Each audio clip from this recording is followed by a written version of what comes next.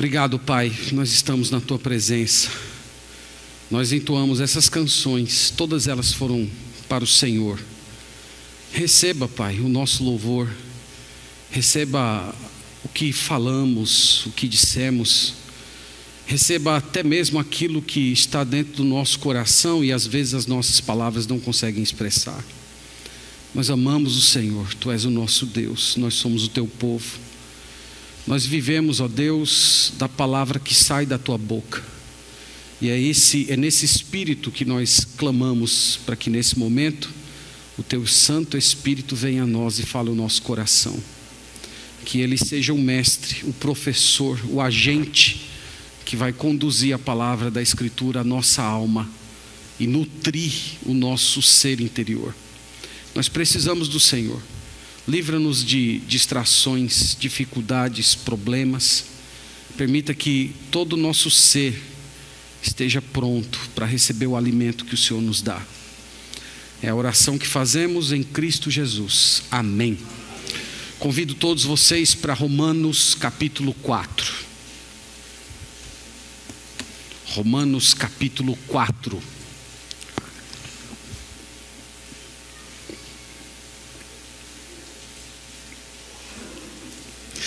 Romanos 4, vamos ler a Bíblia.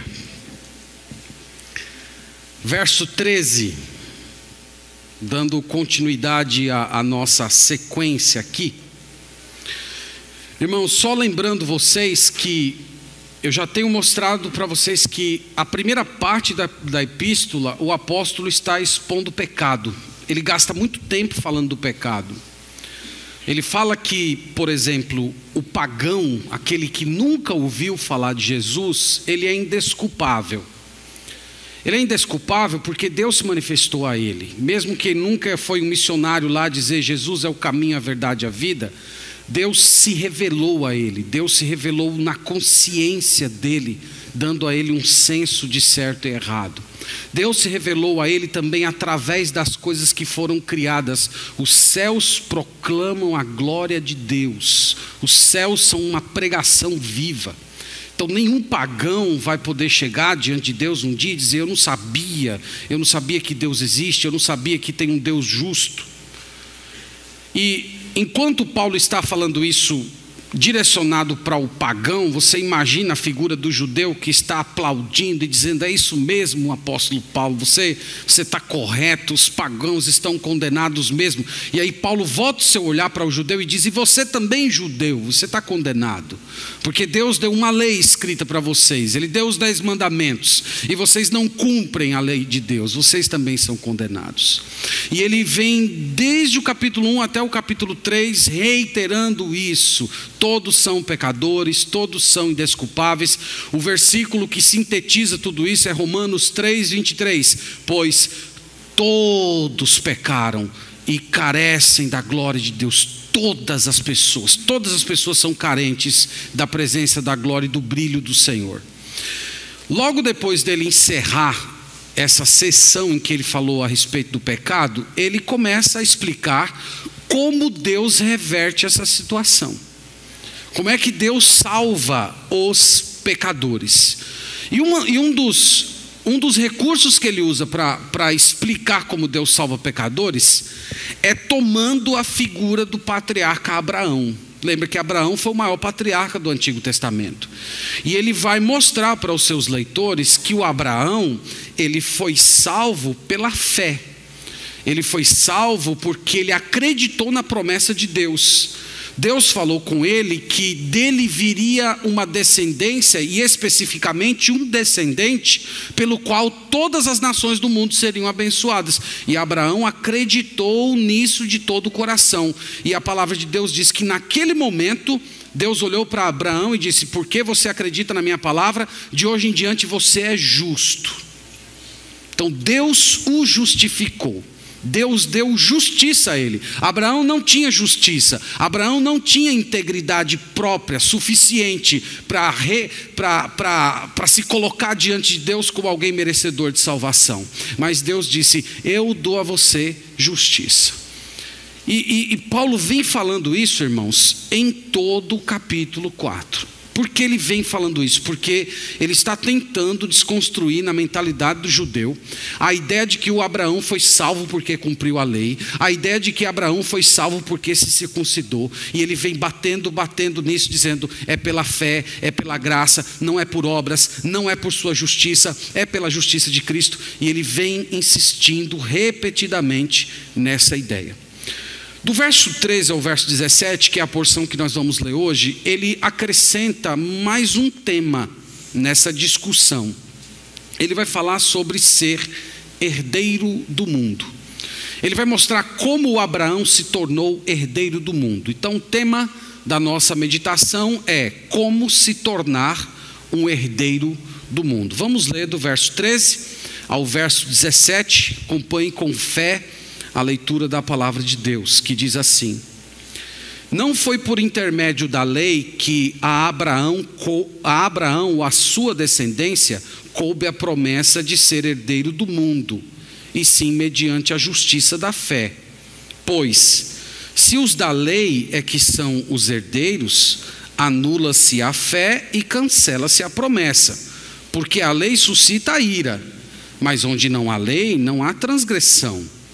Essa é a razão porque provém da fé, para que seja segundo a graça, a fim de que seja firme a promessa para toda a descendência, não somente ao que está no regime da lei, mas também ao que é da fé que teve Abraão, porque Abraão é o pai de todos nós, como está escrito: por pai de muitas nações te constituí.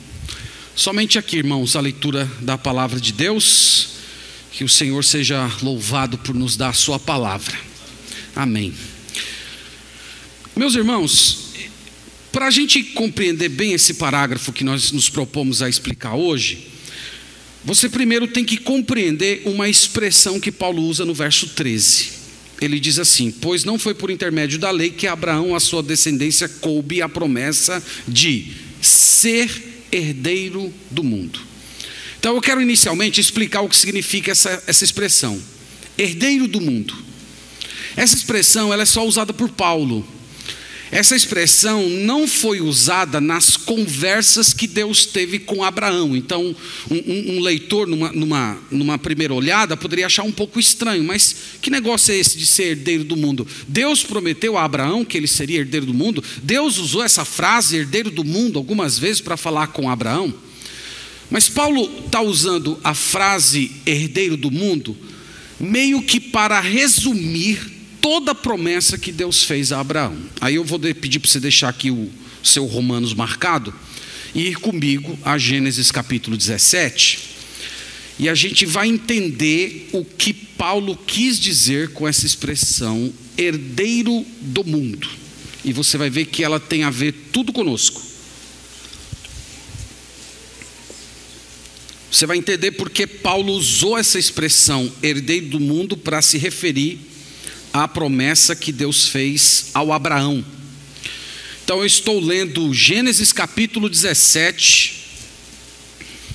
Vou precisar que você tenha um pouco de paciência aí, que hoje a gente vai mexer um pouco mais a Bíblia, pelo menos nessa primeira parte, para a gente entender aqui que a gente não pode deixar escapar o que Paulo explica. Então Gênesis 17, verso 8, preste atenção o que esse verso diz. Ele diz assim: dar-te-ei e a tua descendência a terra das tuas peregrinações, toda a terra de Canaã, em possessão perpétua, e serei o seu Deus. Irmãos, em Gênesis 17, Deus acrescentou algo à promessa que ele fez a Abraão anteriormente. Não sei se você lembra, Deus apareceu para Abraão e disse assim: você vai sair da sua casa, vai sair da sua parentela e você vai para uma terra. Nessa terra você vai peregrinar, que é a terra de Canaã. Você não vai herdar essa terra. Quem herdará essa terra será os seus descendentes. Então você vai andar em todas as dimensões da terra, e a história bíblica diz que Abraão de fato foi norte, sul, leste, oeste. Ele foi em cada limite dessa terra. E quando ele andou lá, haviam 7 nações que já viviam naquela terra, 7 nações poderosas que você vê lá no livro do Josué: amorreus, girgazeus, ferezeus, jebuseus, aqueles nomes que a gente não consegue pronunciar muito bem. Essas nações já viviam lá. E Abraão peregrinou por essas terras com a seguinte ideia: eu creio de todo o meu coração que essa terra que eu estou pisando o meu pé, armando tendas, ela um dia será dos meus descendentes. Só que quando chega em Gênesis 17, o Senhor amplia essa promessa. Ele diz assim: dar-te-ei e a tua descendência. Em outras palavras, Deus está dizendo: eu darei a você e darei aos seus descendentes. Então, aqui você precisa entender uma coisa, que embutido nesse dar-te-ei está a ideia de que Abraão também ia viver naquela terra, que aquela terra seria de Abraão também. A pergunta que eu falo para vocês é: quando é que Abraão vai andar na terra prometida como posse dele? No reinado milenar. Deus aqui está indiretamente prometendo que o Abraão iria ressuscitar. Abraão, essa terra é sua. Essa terra será dada a você. Você vai andar nela com os seus descendentes. Então essa é a primeira promessa que o Senhor está fazendo para ele. Você vai herdar essa terra, você vai pisar nessa terra. E por trás dessa promessa, eu repito, está embutida a ideia de que o Abraão ressuscitaria. Versículo 7 do mesmo capítulo, ele diz assim: estabelecerei a minha aliança entre mim e ti e a tua descendência no decurso das suas gerações, aliança perpétua, para ser o teu Deus e da tua descendência. Eu serei o teu Deus e o Deus da tua descendência.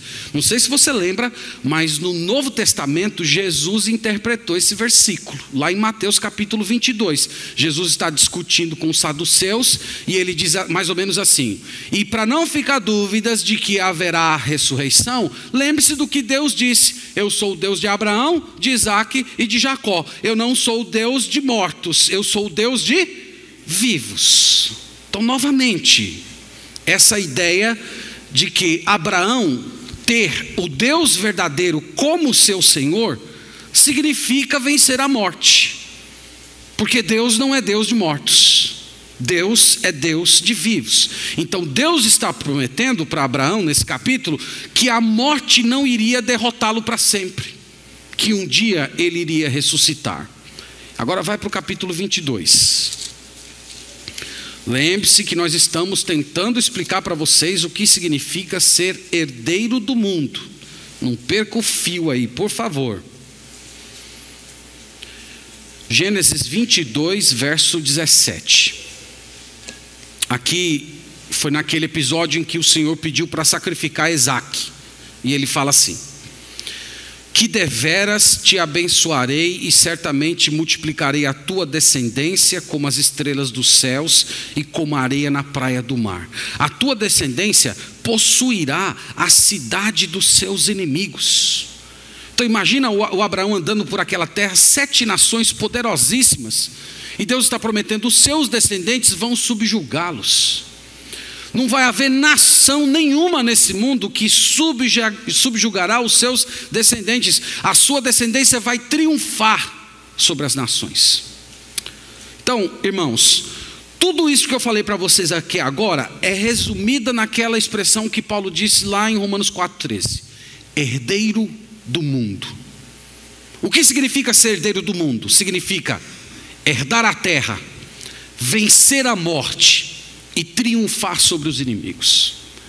Essas 3 promessas foram feitas para Abraão, e o apóstolo Paulo está mostrando que essas 3 promessas de herdar a terra, vencer a morte e triunfar sobre os inimigos, ela é inaugurada na pessoa de Jesus Cristo, o descendente do Abraão.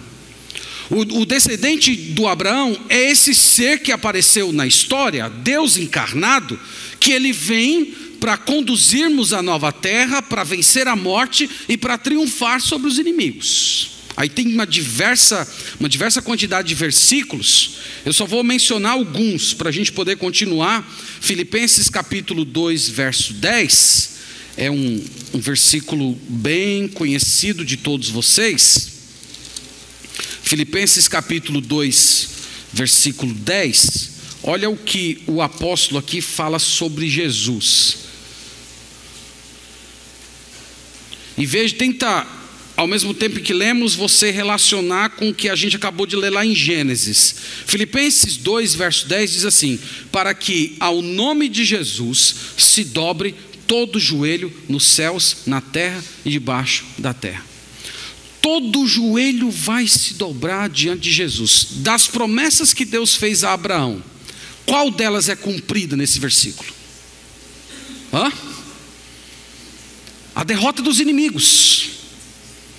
Todos irão se curvar diante de Jesus. Quando você pensa todos irão se curvar, você não pense apenas nos remidos, os condenados, os demônios, o próprio Satanás. Todos vão se curvar diante de Jesus. Todos irão se assumir como sendo derrotados. Deus prometeu isso a Abraão. Abraão, a sua descendência vai triunfar. Abraão, as outras nações serão derrotadas por essa descendência, pelo descendente que você carrega. E aqui Paulo diz que isso se cumpre na pessoa de Jesus. Você está ainda no Novo Testamento aí, 1 Coríntios capítulo 15. Olha aqui a outra promessa que Deus fez a Abraão e que também é cumprida na pessoa do Senhor Jesus.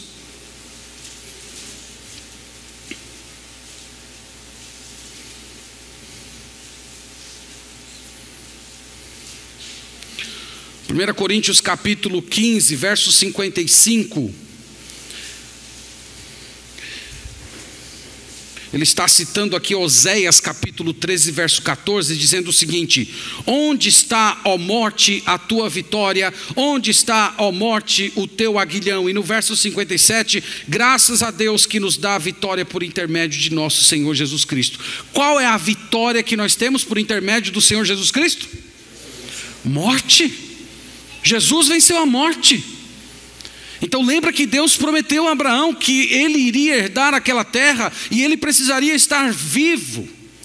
E o descendente de Abraão, o Senhor Jesus Cristo, cumpre isso, porque o Senhor Jesus Cristo inaugura uma nova humanidade, um grupo de seres humanos que não irão mais morrer, eles irão ressuscitar para não morrer mais. Glorioso isso, meus irmãos, glorioso. Não sei se você lembra de Salmo 2, verso 8, que diz assim: Deus falando para o filho, ele olha para o filho e diz assim: pede-me e eu te darei as nações como tua herança. As nações são posse dele. Tudo, irmãos, que foi prometido a Abraão se cumpre em Jesus. Agora, encerrando essa pesquisa aqui, Gálatas capítulo 3, e aqui mostra como é que você se torna parte disso. Porque que isso tudo foi conquistado por Jesus, sem sombra de dúvida. Mas como é que eu sei que tudo isso me pertence? Gálatas 3:29 responde: e se sois de Cristo, também sois descendentes de Abraão e herdeiros segundo a promessa. Você é de Cristo? Você é de Jesus? Você é do Senhor? É seu. Ressurreição, imortalidade, novos céus e nova terra, tudo lhe pertence. Você é herdeiro do mundo, porque você é descendente do Abraão. Você tem a mesma fé que ele teve. Então, quando Paulo diz herdeiro da promessa, é tudo isso que ele quer dizer: vencer a morte, subjugar os inimigos e herdar a terra. Agora volte, explicado isso, Romanos capítulo 4, veja que lidar com o apóstolo Paulo não é muito fácil, né? A gente puxa para cá, puxa para lá. Apóstolo Paulo tem que ir devagar com ele, viu? Você vai mergulhando, senão daqui a pouco está todo mundo boiando aqui na igreja. Então, Paulo introduz essa ideia, herdeiro do mundo. A segunda questão que ele vai levantar é: como é que você se torna herdeiro do mundo? Como é que você se apossa dessa bênção? No versículo 13 ele diz a primeira maneira, ele diz de uma forma negativa.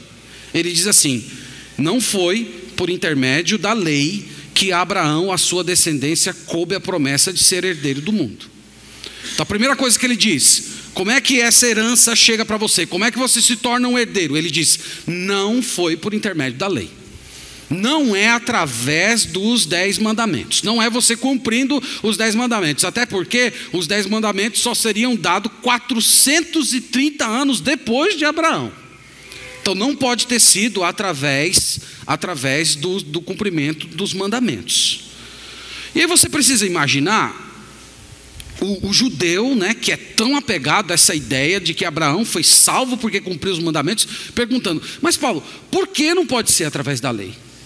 Por que não pode ser através do cumprimento da lei, se o Abraão foi o homem mais obediente do Antigo Testamento? Ele recebeu ordens dificílimas de Deus. Deus olhou para ele e disse: sai da tua casa, vai embora da tua família, anda por aí por um local que eu vou te mostrar. E ele saiu. Deus pediu o filho dele, ele entregou. Ele é o homem mais obediente. Porque não foi através da justiça, do comportamento, da lei? Paulo explica no versículo 14.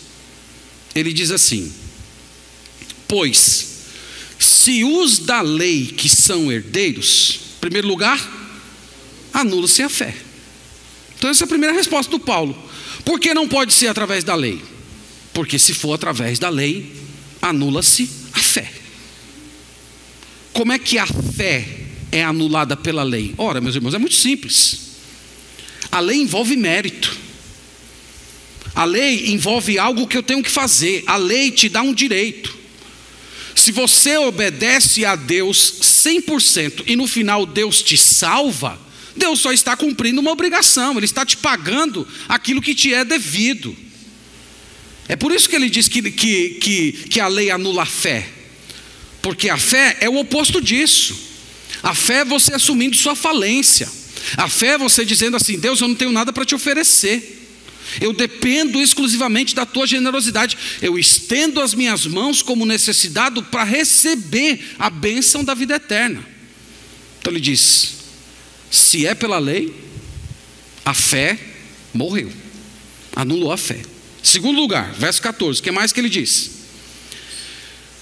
Pois se os da lei é que são herdeiros, anula-se a fé. Segundo lugar, cancela-se a promessa. Ele está dizendo que a promessa, ela não foi dada a Abraão caso ele cumprisse a lei. Então Deus não chegou para ele e disse assim: ó, está aqui, Abraão, um conjunto de leis, obedeça tudo que eu mando você fazer, que no final, se você obedecer tudo perfeitamente, você vai ser herdeiro, você vai vencer a morte e os seus inimigos serão subjugados. Não foi assim. Ele disse que essa promessa Abraão recebeu pela fé. Abraão creu em Deus. Nós mostramos isso em mensagens passadas. Então, se é pela lei, cancelou a promessa morreu. E no verso 15, aqui está uma grande advertência para quem ainda pensa que pode ser salvo cumprindo os 10 mandamentos. Ele diz assim: porque a lei suscita a ira. Então a lei não traz promessa, a lei não apresenta a salvação. O que é que a lei faz? Ela suscita a ira. O que significa aqui suscitar? Suscitar é provocar, é estimular. A ira aqui é a ira de Deus. Então é como se o papel da lei fosse simplesmente atiçar Deus para ele agir como um juiz justo, condenando aquele que é culpado. Nós já falamos em várias mensagens anteriores que o apóstolo Paulo dizendo que o objetivo da lei não é salvar. O objetivo da lei é que todo mundo cale a boca, que todo mundo seja culpável diante de Deus e que ninguém tenha desculpas para dar diante do Senhor. Então ele está falando: a lei suscita a ira, a lei não traz promessa, a lei não traz perdão, a lei não traz salvação, a lei só traz o juízo. Se nós podemos dizer que a lei tem uma promessa, a única promessa que a lei traz traz é que você vai ser julgado e condenado porque você desobedece a Deus todos os dias. Então, muito bem. Se não é pela lei, já que se fosse, a fé seria anulada, a promessa seria cancelada, como é que nós nos tornamos herdeiros do mundo? Então, como é que nós nos apossamos disso? Aí a gente volta para o versículo 13. Olha lá o que ele diz no final do verso. Não foi por intermédio da lei que a Abraão, a sua descendência, coube a promessa de ser herdeiro do mundo, e sim mediante a justiça da fé. Aqui ele está mostrando, primeiro ele disse como não se tornar herdeiro. Como não se tornar? Através da lei. Você quer ir pela lei, você está perdido, a lei só traz ira. Então como é que eu me torno participante dessa promessa de ser herdeiro do mundo? Como é que eu me torno parte dessa ideia de que os inimigos serão julgados, eu terei novos céus e nova terra, eu viverei para sempre com o Senhor? Como é que eu me torno participante? Ele diz, através da justiça da fé. Em outras palavras, você tem que fazer o que Abraão fez. Abraão creu. Abraão simplesmente acreditou. Deus falou a Abraão: Abraão, eu vou salvar você, eu vou salvar o mundo através de um descendente que você vai gerar. E ele acreditou de todo o seu coração. E Deus olhou para ele e disse: porque você acredita na minha promessa, de hoje em diante você é justo. E é interessante isso, irmãos, porque quando Deus diz que Abraão é justo, Deus não está falando que ele tem uma integridade interior própria, que ele é um homem que se destaca dos outros porque ele tem uma retidão interior muito grande. Não é isso. Deus fez ele justo. Deus deu justiça a ele. Deus deu integridade a ele. Deus deu retidão. Nós já falamos em mensagens anteriores que isso significa que Deus pegou a justiça do Messias e deu a Abraão. De hoje em diante, Abraão, quando eu olhar você, quando eu avaliar a sua vida, eu não avalio você mais pelo que você faz, mas pelo que o Messias que virá de você fará. Então o que Paulo está dizendo é: você se torna herdeiro do mundo quando você toma essa justiça que Deus te dá. Não adianta você querer a sua justiça, não adianta você querer a sua integridade. É a justiça de outro, a integridade de outro. E como é que você toma essa justiça? Ele diz: é pela fé. Você simplesmente acredita. Acredita de toda a alma. Eu acredito que os meus pecados foram tomados pelo Messias. Eu acredito que a justiça dele foi dada a mim. Eu não mereço, mas ele me deu. No verso 16 ele acrescenta: essa é a razão porque provém da fé, para que seja segundo a graça. Então ele diz: é pela fé, e agora ele está dizendo: é pela graça.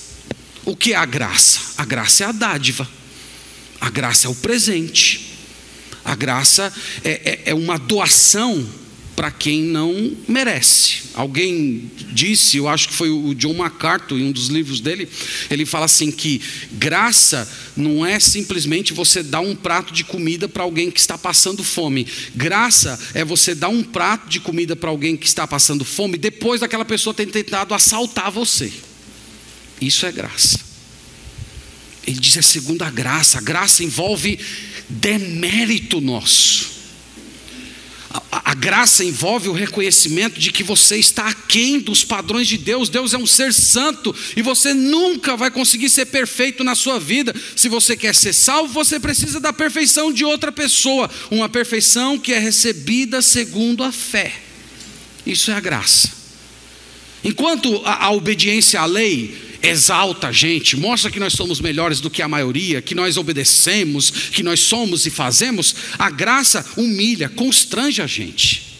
A graça promove em você gratidão. Você vai viver cantando a glória e prostrado diante da majestade do Senhor, toda a eternidade dizendo: Senhor, eu não mereço.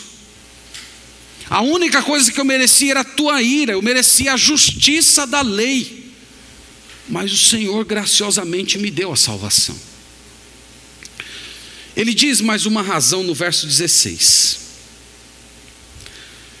Ele diz assim: essa é a razão porque provém da fé, para que seja segundo a graça, a fim de que seja firme a promessa para toda a descendência, não somente ao que está no regime da lei, mas também ao que é da fé que teve Abraão, porque Abraão é pai de todos nós, como está escrito, e aqui ele está citando Gênesis 17:5, por pai de muitas nações te constituí.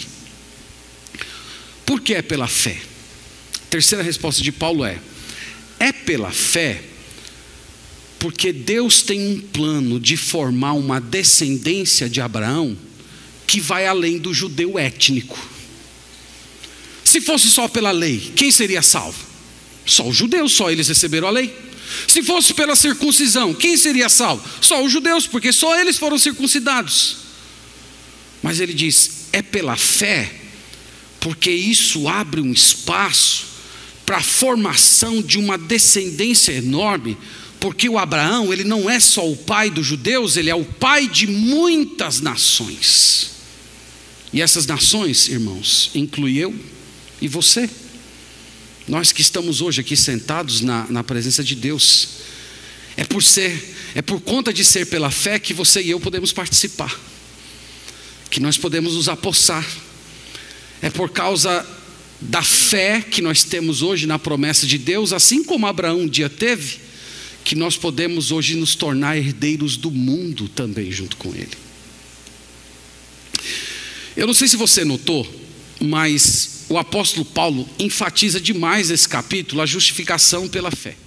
É quase que cada parágrafo, cada versículo ele vem: olha, é pela fé, não pelas obras, é pela justiça de Cristo, não é por sua justiça, é pela graça, não é pelo seu merecimento. Irmãos, Paulo fala isso à exaustão. E essa semana eu estava pensando nisso, falando, meu Deus, eu acho que daqui a pouco os irmãos vão pensar que eu estou pegando simplesmente o sermão anterior e copiando no posterior, porque toda semana é a mesma coisa, é pela fé, é pela graça, não é por obras, não é por lei. A questão é, por que Paulo repete isso tanto? Porque Paulo repete a exaustão, ele espanca a nossa consciência. Não, você não vai esquecer nunca mais que não é por obras. Ele faz isso, irmãos, porque nós resistimos com todo o nosso coração à ideia da graça. A gente quer ter uma pequena participação, nem que seja uma contribuição só de chegar lá e colocar um pontinho no negócio. Nós achamos que nós temos uma pequena coisinha a fazer. Nosso coração é assim. Nosso coração, ele é movido por mérito. Nós falamos de meritocracia, e nós queremos meritocracia na salvação também.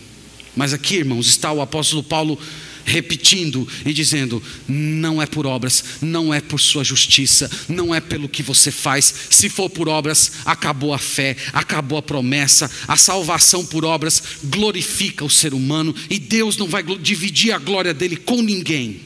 Todos que um dia vão entrar lá na glória, vão entrar completamente despidos do seu orgulho, completamente despidos de qualquer merecimento, e eles vão se curvar e dizer diante de Deus, Senhor, eu merecia condenação, eu merecia destruição, mas eu estou aqui única e exclusivamente pela tua misericórdia, pelo teu amor e pela tua graça. Tudo é do Senhor, do começo a fim, até a fé que um dia eu estendi as mãos para receber esse presente da salvação. Ela é um dom teu, porque a Bíblia diz que o Senhor Jesus, ele é o autor e consumador da fé. Paulo insiste nisso. A lei suscita a ira. Você que está aqui e pensa que você pode ser salvo cumprindo os 10 mandamentos, ouça o que a Bíblia está dizendo. Você acha que se você fazer as coisas diretas, eu vou honrar pai e mãe, eu vou procurar ajudar os necessitados, eu não vou viver uma vida cobiçando nada que é de ninguém, eu não vou matar ninguém. Você que está tentando cumprir a lei e achando que no final das contas vai ter uma balança lá que vai pesar o que você fez certo e errado, abandone essa ideia de uma vez por todas. A lei suscita ira, a lei condena, a graça salva. Você precisa desistir de você mesmo. Você precisa desistir dos seus esforços. Você precisa desistir dessa tarefa de achar que você pode fazer alguma coisa para impressionar Deus. Você tem que se despedir de você mesmo. Senhor, não tenho nada para te oferecer.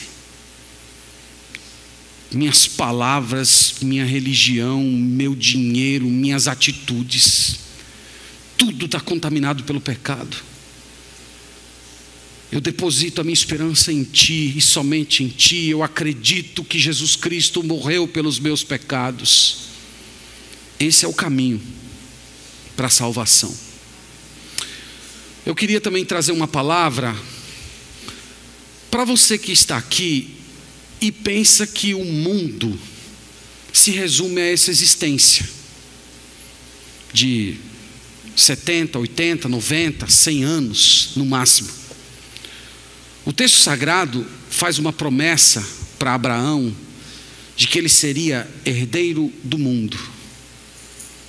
Tem muita gente que hoje vive como se a morte fosse o fim e que a existência se refere apenas a esse pequeno espaço de tempo que nós temos aqui nesse mundo. Eu imagino como deve ser triste você ter uma vida assim. Você é uma pessoa que tem inteligência, você tem desejo de viver. Eu lembro que uma vez tinha uma pessoa que estava prestes a falecer, e ela já era uma pessoa bem idosa, e alguém veio me trazer meio que uma palavra de conforto, né? Aqueles confortos tipo amigos do Jó. E disse assim: pastor, está partindo, né, pastor? Mas viveu muito, né? Viveu muito. Eu digo: pergunte para ela se ela viveu muito. Quem é que vai chegar no final da vida e dizer: cansei? Nós queremos viver. Nós temos sede por vida, nós temos aspirações, nós temos anseio por eternidade. A morte é sempre uma inimiga para a gente. E eu quero te dizer que é muito triste você viver uma vida em que você pensa que a morte colocou o fim em tudo. Isso inclusive estraga a sua vida hoje. As pessoas vivem fugindo desse assunto, se lançam em distrações. Tem muita gente que se lança na chamada vida intensa. Você já ouviu gente dizendo assim: eu quero viver a vida intensamente. Por quê? Porque ela acha que a vida se resume a só isso mesmo. E se resumisse só a isso mesmo, essas pessoas elas estão corretas. Paulo falou isso em 1 Coríntios 15. Olha, se Cristo não ressuscitou, vamos comer e beber, porque amanhã todo mundo vai morrer. Vamos viver em festa e assim por diante. E esse tipo de pensamento, de que a vida se resume a isso e você tem que aproveitá-la intensamente, ela traz embutida uma série de pecados: individualismo, egoísmo, materialismo, hedonismo, que é aquela vida só no prazer, dinheiro, diversão. Você não pensa em ninguém, você não se importa com ninguém. Por quê? Porque a vida é muito curta para você estar perdendo tempo com os outros. Mas eu quero dizer a você essa manhã que Deus fez uma promessa de tornar os seus herdeiros do mundo, que a morte não é o fim, que existe uma outra vida, uma vida eterna, completa. E o Evangelho de Jesus Cristo pode te dar sentido para a vida hoje, porque aqueles que estão em Jesus, eles não precisam viver uma vida louca, porque eles sabem que a morte não é o fim. Eles sabem que as coisas melhores da existência, inclusive, ainda não aconteceram. Elas estão reservadas para o futuro.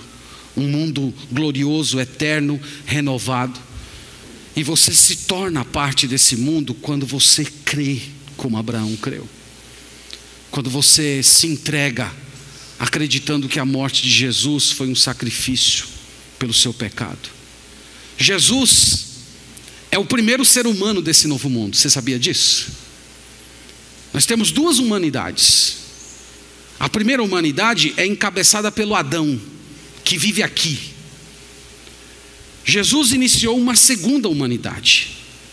Essa segunda humanidade é de um grupo de pessoas que irão ressuscitar para não morrer mais. E elas vão viver nesse mundo renovado, sem pecado, sem problema algum. Se você crer no Senhor Jesus Cristo, a palavra de Deus diz que você já se torna herdeiro de tudo isso.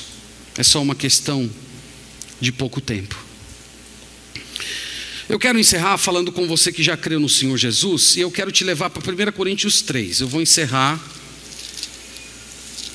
com a leitura dessa passagem.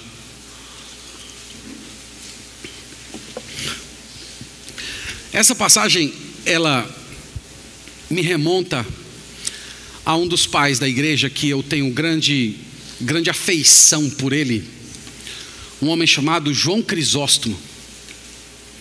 O João Crisóstomo viveu no século IV e ele era pastor da igreja de Santa Sofia. Essa igreja existe ainda hoje. Você já deve ter visto naquelas fotos de Istambul, a catedral de Santa Sofia, que na época dos islâmicos foi transformado em uma mesquita e hoje é um museu.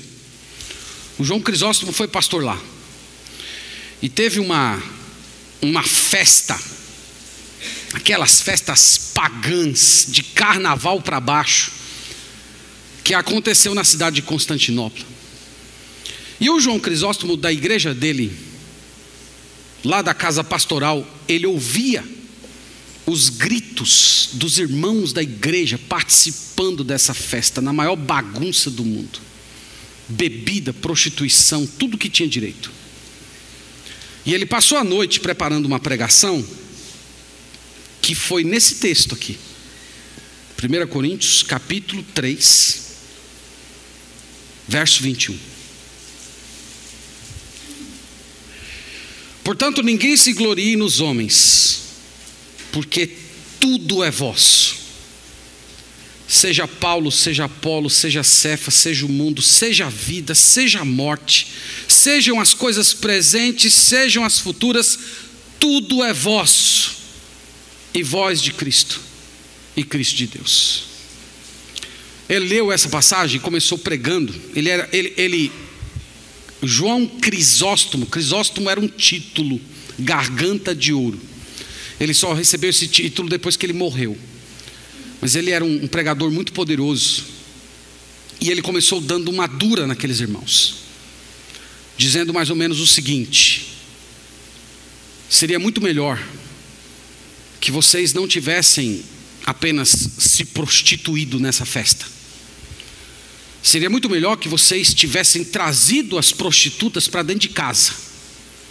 Pegava as prostitutas lá na rua e trazia para dentro de casa. Porque quando você chegasse dentro de casa, a esposa de vocês ia pegar o cabo de vassoura e expulsar essas prostitutas da vida de vocês. Mas sabe qual é o problema? É que vocês trouxeram essas prostitutas no coração. Ela está na alma de vocês. Elas estão lá apegadas, produzindo memórias, sensações, desejos. E ele abriu essa passagem e disse: por que vocês estão fazendo isso? Tudo é vosso. Tudo pertence a vocês. Os pássaros são de vocês. Os rios pertencem a vocês. Tudo é vosso. Vocês são donos de tudo. Cristo deu tudo para vocês. Por que vocês estão indo para a lama? Tudo é vosso, tudo pertence a vocês. E eu, irmãos, queria concluir esse sermão lembrando as palavras do João Crisóstomo. Tudo é seu. Você é herdeiro. Tudo é de Jesus, mas pelo fato de você estar em Jesus, tudo aquilo que é de Jesus é seu. Tudo te pertence.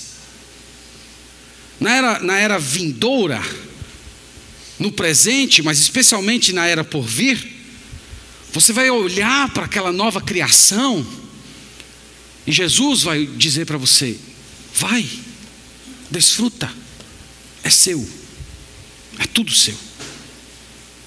E você vai poder sair correndo por esse mundo renovado, aproveitando cada elemento da nova criação.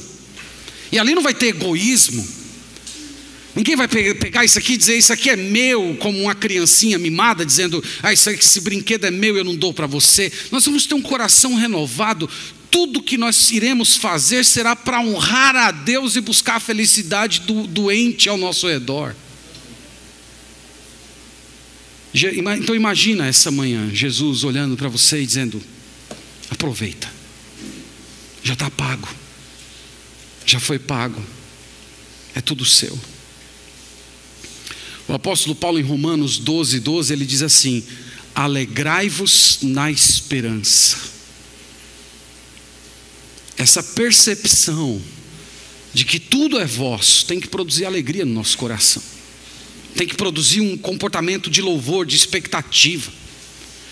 E se essa não tem sido a sua experiência, se você está vivendo sempre cabisbaixo, triste, eu espero que você lute em oração e meditação, até que Deus abra os seus olhos da fé e você veja essas coisas. Que isso não é um sonho, isso não é uma promessa vazia. A palavra esperança na Bíblia é diferente da palavra esperança na nossa cultura. A palavra esperança na nossa cultura é um desejo que pode vir a realizar-se ou não. Eu desejo que o Brasil melhore, eu tenho esperança que o Brasil vai melhorar. Esperança na Bíblia é certeza, convicção, expectativa. Então essa expectativa de que em breve você vai ser herdeiro de tudo, tem que moldar o seu coração hoje. Então você que está aqui hoje sofrendo, cheio de temor, tremor, aflição, tristeza, eu espero muito que essa herança seja o chão firme em que você vai colocar os seus pés. Tem uma coisa concreta que Deus me prometeu. E você vai poder recobrar ânimo, internalizando essas realidades. Você vai poder pregar para si mesmo que esse mundo aqui não é o fim. Que não é aqui que nós depositamos a nossa esperança. Não é nesse mundo que nós vamos permanecer eternamente. Aqui é uma estrada, um campo de batalha, uma travessia do deserto. É uma jornada de fé, uma missão. Jesus disse: bem-aventurados os mansos, porque eles herdarão a terra. Nós vamos herdar uma terra. E a nossa existência nesse mundo aqui é apenas um pingo no oceano da eternidade que o Senhor nos prometeu. E que vai bastar apenas um segundo no céu para você se esquecer de todas as aflições que você padeceu enquanto estava aqui nesse mundo. Jesus disse: no mundo tereis aflições, dores físicas, internas, doenças, problemas financeiros, problemas familiares. No mundo tereis aflições, mas meus irmãos, há um novo mundo que se avizinha, que está chegando. Mais umas poucas batalhas, mais uns poucos anos, e nós vamos morar nele eternamente. E pelos olhos da fé, hoje você já pode enxergá-lo. Com a sua mentalidade renovada, você já pode sentir o cheiro dele, os sabores, tocá-lo, e você ter o seu coração cheio de esperança, renovado, dizendo: Senhor, eu quero continuar nesse mundo, Pai, com esperança. Eu sei que tem muitas lutas, muitas aflições para enfrentar, mas eu sei que o Senhor tem algo maravilhoso esperando para eu viver eternamente. Somos herdeiros do mundo, irmãos, e que a percepção dessa realidade mude a nossa vida hoje, para a glória de Deus e o nosso bem. Amém. Vamos orar. Vamos agradecer ao Senhor.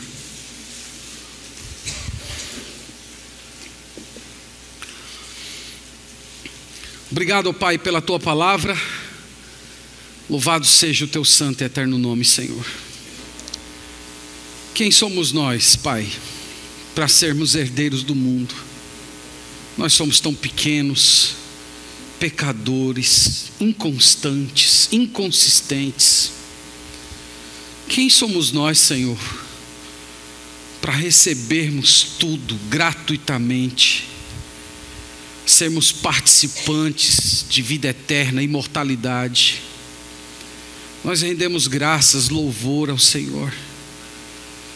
O Senhor é o autor de tudo isso. Só a tua mente poderosa, eterna, santa, grandiosa é que poderia conceber algo tão poderoso, glorioso e eterno.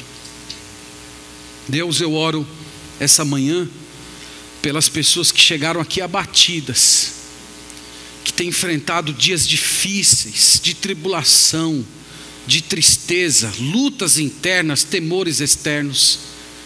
Deus, permita que essa palavra, essa lembrança de que nós somos herdeiros do mundo, venha reanimar, venha dar uma expectativa, produzir louvor. Que essa pessoa seja capaz, com os olhos da fé, de ver esse mundo que está se aproximando. Eu oro, Senhor, por aqueles que estão aqui também e que ainda não perceberam essa realidade, que estão vivendo como se esse mundo fosse o fim da nossa existência. Deus, tem misericórdia, Pai. Só o Senhor é que pode abrir a mente, só o Senhor é que pode abrir os olhos. Senhor, opera poderosamente nessas pessoas, que elas se entreguem a Jesus em arrependimento e fé e recebam essa graça de serem tornadas herdeiras do mundo. Faz isso, Pai. É a nossa oração, o nosso clamor a Ti essa manhã, no nome de Jesus. Amém.